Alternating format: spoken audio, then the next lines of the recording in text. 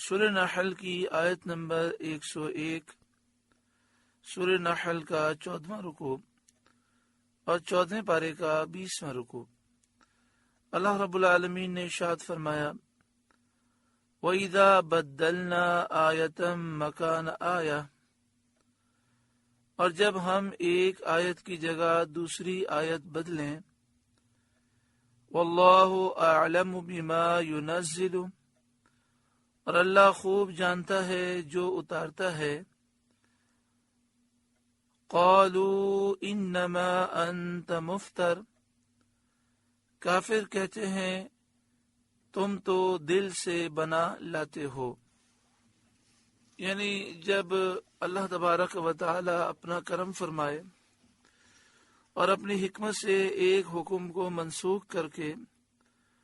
دوسرا حکم نازل فرمائے تو کافر اعتراض کرتے ہیں اور کہتے ہیں کہ آپ تو اپنی مرضی سے یہ آیتیں بناتے ہیں اور کہتے ہیں یہ اللہ کا کلام ہے۔ مشرکین مکہ اپنی جہالت کی وجہ سے نسخ پر اعتراض کرتے تھے۔ نسخ کا مطلب یہ ہے کہ قرآن پاک کا یہ انداز رہا کہ ابتدائی اسلام میں کوئی ایک حکم نازل ہوتا ایک مخصوص وقت کے لیے، جب وہ مخصوص وقت پورا ہو جاتا تو پھر اس کی جگہ دوسرا حکم نازل ہوتا۔ تو مشرکین مکہ اس پر اعتراض کرتے، چونکہ یہ اس کی حکمتوں سے ناواقف تھے تو انہیں چاہیے تھا کہ وہ اپنی جہالت دور کرنے کی کوشش کرتے، اس کے بجائے وہ اس کو تمسخر بناتے تھے، مذاق اڑاتے تھے اور کہتے تھے محمد صلی اللہ علیہ وآلہ وسلم ایک دن ایک حکم دیتے ہیں، دوسرے ہی دن اور دوسرا حکم دیتے ہیں، اور وہ اپنے دل سے باتیں بناتے ہیں۔ وَإِذَا بَدَّلْنَا آیَةً مَكَانَ آیَةٍ، اور جب ہم ایک آیت کی جگہ دوسری آیت بدلیں، وَاللَّهُ أَعْلَمُ بِمَا يُنَزِّلُ،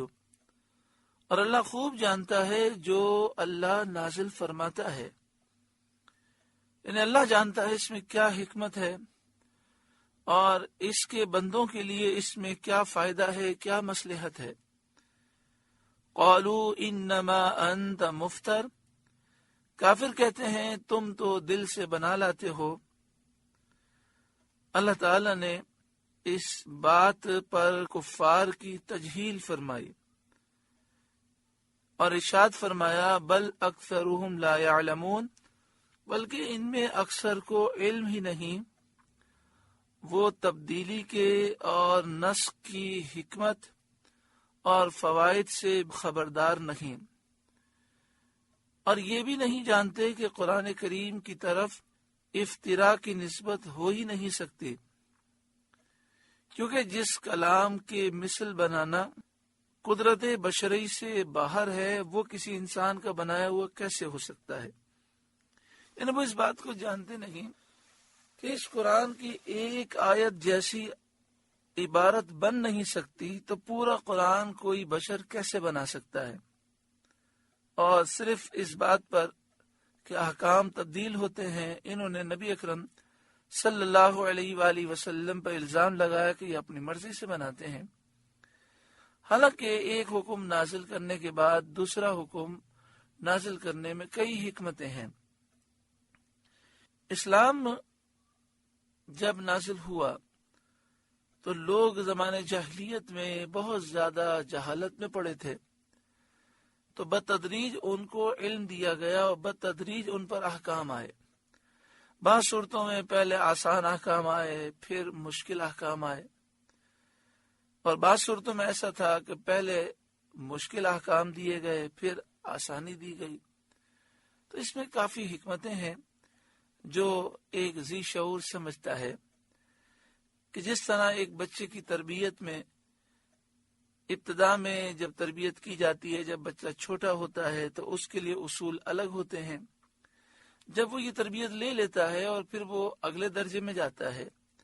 شعور کی منزل میں چلا جاتا ہے، تو اس کی تربیت کے اصول دوسرے ہوتے ہیں۔ قل، اے محبوب آپ فرمائیے، نزلہ روح القدس من ربک بالحق، اس قرآن کو پاکیزگی کی روح نے اتارا تمہارے رب کی طرف سے ٹھیک ٹھیک، یعنی یہ قرآن پاک جبریل لے کر آئے ہیں، تمہارے رب کی طرف سے لے کر آئے ہیں اور حق کے ساتھ لے کر آئے ہیں۔ لِيُثَبِّتَ الَّذِينَ آمَنُوا، تاکہ اس سے ایمان والوں کو ثابت قدم کرے، وَهُدًى وَبُشْرَى لِلْمُسْلِمِينَ، اور ہدایت اور بشارت مسلمانوں کے لیے، یعنی یہ قرآن ایمان والوں کے ایمان کو اور مضبوط کرتا ہے اور یہ مسلمانوں کے لیے ہدایت اور بشارت ہے۔ وَلَقَدْ نَعْلَمُ أَنَّهُمْ يَقُولُونَ، اور بے شک ہم جانتے ہیں کہ وہ کہتے ہیں، انما يعلمه بشر، یہ تو کوئی آدمی سکھاتا ہے، لسان الذي يلحدون إليه أعجمي وهذا لسان عربي مبين، جس کی طرف ڈھالتے ہیں اس کی زبان عجمی ہے اور یہ روشن عربی زبان ہے۔ لسان الذي يلحدون إليه أعجمي، وہ جس شخص کی طرف نسبت کرتے ہیں کہ یہ آدمی حضور کو قرآن سکھاتا ہے، اس کی زبان تو عجمی ہے، وہ تو عربی جانتا نہیں۔ وَهَذَا لِسَانٌ عَرَبِيٌّ مُبِينٌ، اور یہ قرآن تو روشن عربی زبان میں نازل ہوا ہے۔ قرآن کریم کی حلاوت اور اس کے علوم کی نورانیت جب دلوں کی تسخیر کرنے لگی اور لوگ بڑی تیزی سے مسلمان ہونے لگے اور کفار نے دیکھا کہ دنیا قرآن کی گرویدہ ہوتی چلی جاتی ہے اور سارے ہیلے بہانے تدابیر اسلام کی مخالفت میں انہوں نے استعمال کیے اور دیکھا کہ کوئی تدبیر اسلام کی مخالفت میں کامیاب نہیں ہوتی، تو انہوں نے طرح طرح کے افتراء اٹھانے شروع کیے، جھوٹے الزامات لگانے شروع کیے، کبھی قرآن کو سحر بتایا، جادو بتایا، کبھی کہتے یہ پچھلے لوگوں کے قصے اور کہانیاں ہیں، کبھی یہ کہتے کہ سید عالم صلی اللہ علیہ وآلہ وسلم نے یہ قرآن خود بنا لیا ہے، اور ہر طرح انہوں نے کوشش کی کہ کسی طرح لوگ اس کتاب مقدس کی طرف سے بدگمان ہو جائیں اور لوگ اس کتاب کی طرف نہ آئیں۔ انہی مکاریوں میں سے ایک مکر یہ بھی تھا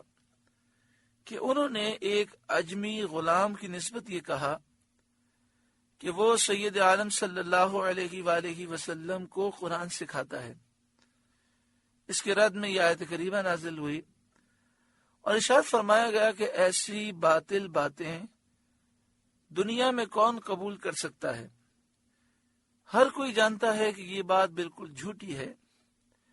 جس غلام کی طرف کفار نسبت کرتے ہیں یہ غلام سکھاتا ہے، وہ تو عجمی ہے، اور ایسا کلام بنانا اس کے تو کیا امکان میں ہوتا؟ تمہارے فصحا و بلغاء جن کی زبان دانی پر اہل عرب کو فخر و ناز ہے، وہ سب کے سب حیران ہیں، یعنی یہ ایک عجمی شخص کیسے قرآن بنا سکتا ہے؟ سارے اہل عرب کے وہ فصحا بلغاء شعراء کہ جن کی عربی دانی پر اہل عرب کو ناز ہے، وہ بھی قرآن کو دیکھ کر حیران ہیں، اور ایک آیت قرآن کی مثل بنانا ان کے لیے ناممکن ہے، ان کی قدرت سے باہر ہے۔ تو ایک عجمی کی طرف ایسی نسبت کس قدر باطل اور بے شرمی کا کام ہے۔ اللہ کی شان، جس غلام کی طرف کفار یہ نسبت کرتے تھے، اس کو بھی قرآن کریم کے اعجاز نے تسخیر کیا، اور وہ بھی سید عالم صلی اللہ علیہ وآلہ وسلم کا حلقہ پغوش طاعت ہوا اور صدق و اخلاص کے ساتھ ایمان لایا۔ یعنی وہ غلام جس کو یہ کہتے تھے قرآن سکھاتا ہے، اس کے سامنے بھی جب قرآن پڑھا گیا تو اس کے دل کی دنیا بدل گئی اور وہ نبی اکرم صلی اللہ علیہ وآلہ وسلم پر ایمان لے آیا۔ ان الذین لا یؤمنون بآیات اللہ، بے شک وہ جو اللہ کی آیتوں پر ایمان نہیں لاتے اور اس کی تصدیق نہیں کرتے، لا یہدیہم اللہ ولہم عذاب علیم، اللہ انہیں راہ نہیں دیتا اور ان کے لیے دردناک عذاب ہے۔ یعنی جو لوگ اللہ کی آیتوں پر ایمان نہیں لاتے، اللہ انہیں ہدایت نہیں دیتا اور ان کے لیے دردناک عذاب ہے، اس لیے کہ انہوں نے قرآن پاک کا انکار کیا اور نبی اکرم صلی اللہ علیہ وآلہ وسلم کی تکذیب کی۔ آپ صلی اللہ علیہ وآلہ وسلم کو انہوں نے جھٹلا دیا۔ انما یفتر الکذب الذین لا یؤمنون بآیات اللہ، جھوٹ بہتان وہی باندھتے ہیں جو اللہ کی آیتوں پر ایمان نہیں رکھتے۔ یعنی جھوٹ بولنا، افترا کرنا، بہتان باندھنا، یہ بے ایمانوں ہی کا کام ہے۔ اس آیت سے معلوم ہوا کہ جھوٹ کبیرہ گناہوں میں بدترین گناہ ہے۔ وَأُولَئِكَ هُمُ الْكَاذِبُونَ، اور وہی جھوٹے ہیں۔ من کفر باللہ من بعد ایمانہ، جو ایمان لا کر اللہ کا منکر ہو، یعنی جو مسلمان ہونے کے بعد دوبارہ کافر ہو جائے، مرتد ہو جائے، اس پر اللہ کا غضب ہوگا۔ الا من اکرہ وقلبہ مطمئن بالایمان، سوا اس کے جو مجبور کیا جائے اور اس کا دل ایمان پر جمع ہوا ہو، تو اس پر اللہ کا غضب نہیں ہوگا۔ یہ آیت حضرت عمار بن یاسر رضی اللہ تعالیٰ عنہ کے حق میں نازل ہوئی۔ انہیں اور ان کے والد یاسر اور ان کی والدہ سمیہ اور سہیب اور بلال اور خباب اور سالم رضی اللہ تعالی عنہم اجمعین کو پکڑ کر کافروں نے سخت تکلیفیں دیں، ایذائیں دیں، تاکہ یہ لوگ اسلام سے پھر جائیں۔ لیکن یہ حضرات نہ پھرے تو کفار نے حضرت عمار بن یاسر کے والدین کو، یعنی حضرت یاسر کو اور حضرت سمیہ کو رضی اللہ تعالی عنہما کو بہت بے رحمیوں سے شہید کر دیا۔ حضرت عمار رضی اللہ تعالیٰ عنہ کمزور تھے، ضعیف تھے، یعنی ضعیف سے مراد یہ ہے کہ آپ کافی کمزور تھے، حالانکہ اس وقت آپ جوان تھے، بھاگ نہیں سکتے تھے۔ انہوں نے مجبور ہو کر جب دیکھا کہ جان پر بن گئی تو بادل ناخواستہ کلمہ کفر کا تلفظ کر دیا، یعنی دل سے نہیں، صرف جان بچانے کے لیے۔ رسول کریم صلی اللہ علیہ وآلہ وسلم کو خبر دی گئی کہ حضرت عمار رضی اللہ تعالیٰ عنہ کافر ہو گئے۔ آپ صلی اللہ علیہ وآلہ وسلم نے فرمایا، ہرگز نہیں، عمار سر سے پاؤں تک ایمان سے پر ہیں، ان کے گوشت اور خون میں ایمانی ذوق سرایت کر گیا ہے۔ پھر حضرت عمار رضی اللہ تعالیٰ روتے ہوئے نبی اکرم صلی اللہ علیہ وآلہ وسلم کی خدمت میں حاضر ہوئے۔ آپ صلی اللہ علیہ وآلہ وسلم نے فرمایا، کیا ہوا؟ حضرت عمار بن یاسر رضی اللہ تعالیٰ عنہ نے عرض کیا، اے اللہ کے رسول، بہت ہی برا ہوا اور بہت ہی برے کلمے میری زبان پر جاری ہوئے اور میں نے جان بچانے کے لیے کلمات کہے۔ آپ صلی اللہ علیہ وآلہ وسلم نے فرمایا، اس وقت تیرے دل کا کیا حال تھا؟ عرض کیا، دل ایمان پر خوب جمع ہوا تھا۔ نبی کریم صلی اللہ علیہ وآلہ وسلم نے شفقت اور رحمت فرمائی اور فرمایا، اگر پھر ایسا اتفاق ہو تو یہی کرنا چاہیے۔ اس پر یہ آیت کریمہ نازل ہوئی۔ اس آیت سے معلوم ہوا کہ حالت اکراہ میں اگر دل ایمان پر جمع ہوا ہو تو کلمہ کفر کا اجرا جائز ہے، یعنی آدمی اپنی جان بچانے کے لیے اگر کلمہ کفر زبان سے کہتا ہے اور دل میں ایمان موجود ہے تو وہ کافر نہیں ہوگا، مگر اس کے لیے اکراہ شرعی کی حالت ہونا ضروری ہے۔ اکراہ شرعی کا مطلب یہ ہوتا ہے کہ آدمی کو اپنی جان کا خوف ہو یا کسی عضو کے تلف ہونے کا خوف ہو، یعنی اسے یہ خوف ہو کہ جو مجھے دھمکی دے رہا ہے یہ واقعی مجھے جان سے مار دے گا یا میرے کسی عضو کو کاٹ دے گا، تو پھر وہ اپنی جان بچانے کے لیے اگر صرف زبان سے کلمہ کفر کہے اور دل میں ایمان ہو تو وہ کافر نہیں ہوگا۔ اگر اس حالت میں بھی وہ صبر کرے اور کلمہ کفر نہ کہے اور اسے قتل کر ڈالا جائے تو وہ ماجور اور شہید ہوگا، یعنی اسے اجر و ثواب خوب دیا جائے گا، جیسا کہ حضرت خبیب رضی اللہ تعالیٰ عنہ نے صبر کیا اور وہ سولی پر چڑھا کر شہید کر ڈالے گئے، لیکن انہوں نے کلمہ کفر نہیں کہا۔ سید عالم صلی اللہ علیہ وآلہ وسلم نے انہیں سید الشہداء فرمایا، یعنی شہداء کا سردار آپ نے انہیں ارشاد فرمایا۔ جس شخص کو مجبور کیا جائے اگر اس کا دل ایمان پر جمع ہوا نہ ہو اور وہ کلمہ کفر زبان پر لائے تو لانے سے وہ کافر ہو جائے گا، یعنی جان بچانے کے لیے کوئی جان سے مارنے کی کافر دھمکی دے، سامنے وہ گن لے کر کھڑا ہو اور مسلمان یہ سمجھے واقعی گولی سے مار دے گا، تو وہ اپنی جان بچانے کے لیے اگر کلمہ کفر کہے تو دل میں ایمان ہونا ضروری ہے۔ دل میں بھی کفر اگر آ جائے گا تو وہ کافر ہو جائے گا۔ لیکن یہ سارے مسائل اس وقت ہیں کہ زبان سے کلمہ کفر وہ کہہ دے، دل میں ایمان ہو تو کافر نہیں ہوگا، یہ صرف اس وقت ہے جب اکراہ شرعی ہو، اور اگر کوئی شخص بغیر مجبوری کے تمسخر یا جہالت سے کلمہ کفر زبان پر جاری کرے تو کافر ہو جائے گا، جس طرح بعض لوگ جہالت کی وجہ سے کفر بک دیتے ہیں یا مذاق میں کہہ دیتے ہیں۔ مثلا لوگ مذاق میں کہہ دیتے ہیں میں تو ہندو ہوں، میں تو یہودی ہوں، میں تو عیسائی ہوں،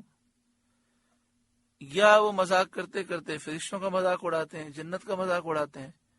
جب ان کو ٹوکا جائے تو کہتے ہیں ہم دل سے نہیں کہہ رہے تھے، ہم تو ایسی ہنسی بنا رہے تھے۔ تو یاد رکھیں کہ اس میں انسان کافر ہو جاتا ہے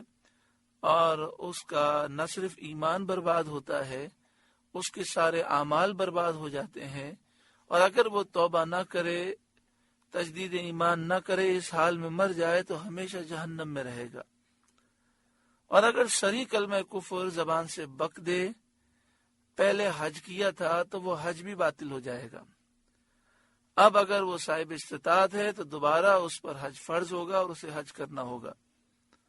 شادی شدہ تھا تو اس کا نکاح بھی ٹوٹ جائے گا، پھر اسے ایمان لانے کے بعد تجدید نکاح بھی کرنا ہوگا۔ اور اگر کسی پیر صاحب سے مرید تھا اور صریح کلمہ کفر چاہے مذاق میں بک دے تو ایمان سے نکل جائے گا، کافر ہو جائے گا، پھر تجدید ایمان کرنے کے بعد اسے تجدید بیعت بھی کرنی ہوگی۔ اللہ تبارک و تعالی ہر ایک کو ایمان کی فکر عطا فرمائے۔ مختلف قسم کے لطیفے، مختلف قسم کی واٹس ایپ اور فیس بک پر تصویریں اور ویڈیوز، آڈیوز، پھر ٹی وی کے مختلف چینلوں پر جو مذاق کے شو ہوتے ہیں اس میں نہ جانے کتنے کفر لوگ بک دیتے ہیں، احساس نہیں ہوتا۔ اسی طرح مسئلہ یہ ہے کہ ہم جو مختلف قسم کے کالمز پڑھتے ہیں اخبار میں یا مختلف لوگوں کے پاس بیٹھتے ہیں تو بسا اوقات لوگ کلمہ کفر بکتے ہیں اور ہم سے پوچھتے ہیں میں صحیح کہہ رہا ہوں، تو اس وقت بھی لوگ جو ہیں اس کی مروت کی وجہ سے یا اس کے رکھ رکھاؤ میں کہہ دیتے ہیں ہاں بالکل صحیح ہے، تو وہ تو کلمہ کفر بک رہا تھا، آپ نے کہا صحیح ہے، تو آپ بھی کلمہ کفر بکنے والے میں شامل ہو گئے، ایمان اس کا بھی گیا، آپ کا بھی گیا۔ تو اس لیے کبھی بھی ایسے لوگوں کی تائید نہ کی جائے اور فوراً کہا جائے کہ آپ نے بالکل غلط کہا ہے، بلکہ اگر سمجھ میں نہ آ رہا ہو، یہ محسوس تو ہو کہ یہ کلمہ غلط ہے لیکن یہ معلوم نہیں کہ کفر ہے کہ نہیں ہے، تو کم از کم اتنا کہہ دے کہ میں اس کی تائید نہیں کرتا، مجھے تو یہ جملہ غلط لگ رہا ہے۔ لوگوں کی خاطر اپنا ایمان برباد کر دینا بہت بڑی نادانی اور جہالت ہے۔ اگے شاید فرمایا وَلَٰكِن مَّن شَرَحَ بِالْكُفْرِ صَدْرًا، ہاں وہ جو دل کھول کر کافر ہو، فَعَلَيْهِمْ غَضَبٌ مِّنَ اللَّهِ، ان پر اللہ کا غضب ہے، وَلَهُمْ عَذَابٌ عَظِيمٌ، اور ان کو بڑا عذاب ہے۔ یعنی جو رضامندی اور اعتقاد کے ساتھ کفر کہے گا وہ کافر ہو جائے گا، اور جو مجبور ہے، جسے جان سے مارنے کی دھمکی دی گئی اور وہ خیال کرتا ہے کہ مجھے جان سے واقعی مار دے گا، تو صرف جان بچانے کے لیے اوپر سے وہ کلمہ کفر کہے اور دل میں ایمان ہو تو پھر حرج نہیں ہے۔ لیکن اس حالت میں بھی اگر جان دے دے اور کفر نہ کہے تو یہ افضل ترین شہادت ہے، یعنی وہ کفر نہیں کہے گا اور اگر وہ مار دے گا تو یہ افضل ترین شہید ہوگا۔ ذالک بأنہ مستحب الحیات الدنیا علی الآخرہ، یہ اس لیے کہ انہوں نے دنیا کی زندگی آخرت سے پیاری جانی، یعنی دنیا کو انہوں نے چاہا، اسی لیے ایمان چھوڑ کر یہ کفر کی طرف گئے۔ وَأَنَّ اللَّهَ لَا يَهْدِي الْقَوْمَ الْكَافِرِينَ، اور اس لیے کہ اللہ ایسے کافروں کو ہدایت نہیں دیتا۔ أُولَئِكَ الَّذِينَ طَبَعَ اللَّهُ عَلَى قُلُوبِهِمْ وَسَمْعِهِمْ وَأَبْصَارِهِمْ، یہ ہیں وہ جن کے دل اور کان اور آنکھوں پر اللہ نے مہر کر دی ہے، نہ وہ غور و فکر و تدبر کرتے ہیں، نہ نصیحتوں مواعظ پر کان رکھتے ہیں، نہ طریقے رشد و ثواب کو دیکھتے ہیں، یعنی نہ ہدایت کا راستہ وہ دیکھتے ہیں، نہ نصیحت کو غور سے سنتے ہیں، اور نہ وہ نصیحت پر غور و فکر کرتے ہیں۔ وَأُولَئِكَ هُمُ الْغَافِلُونَ، اور وہی غفلت میں پڑے ہیں کہ اپنی عاقبت اور انجام کار کو سوچتے نہیں، یہ سوچتے نہیں کہ ہمارا انجام کیا ہوگا۔ لا جرم انہم فی الآخرۃ هم الخاسرون، یقیناً بے شک وہ آخرت میں ضرور نقصان اٹھانے والے ہیں کہ ان کے لیے ہمیشہ کا عذاب ہے۔ ثم ان ربک للذین ہاجروا من بعد ما فتنوا، پھر بے شک تمہارا رب ان کے لیے جنہوں نے اپنے گھر چھوڑے اور مکہ مکرمہ سے ہجرت کی، پہلے وہ حبشہ گئے، پھر حبشہ سے مدینہ شریف آئے، اور وہ جو مکہ شریف سے مدینہ شریف آئے۔ ثم ان ربک للذین ہاجروا، پھر بے شک تمہارا رب ان کے لیے جنہوں نے اپنے گھر چھوڑے، من بعد ما فتنوا، بعد اس کے کہ ستائے گئے، کافروں نے ان پر سختیاں کی، انہیں کفر پر مجبور کیا۔ ثم جاہدوا، پھر انہوں نے ہجرت کے بعد جہاد کیا، وصبروا، اور صابر رہے۔ ان ربک من بعدها لغفور الرحیم، بے شک تمہارا رب اس کے بعد ضرور بخشنے والا مہربان ہے۔ یعنی جب انہوں نے ہجرت کی، جہاد کیا، صبر کیا، تو اللہ تعالیٰ انہیں عظیم اجر عطا فرمائے گا۔ سورہ نحل کا 14واں رکوع مکمل ہوا۔ اللہ رب العالمین اس رکوع کے نور سے ہمارے قلوب کو روشن منور فرمائے۔